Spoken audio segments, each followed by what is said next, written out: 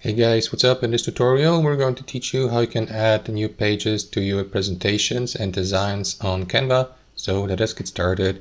Alright, head over to Canva and access the presentation you'd like to work on. So let me go with this one here.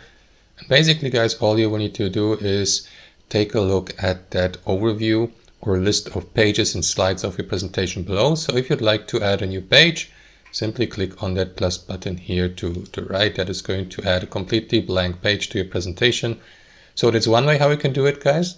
The second option would be to simply duplicate one of these pages and to edit and customize these. So if, let's say for instance, you don't want to start with a completely blank page, but let's take this slide or page here as a template. Simply left click on it, click on these three dots here in the top right of the given thumbnail. And after that, select a duplicate page here.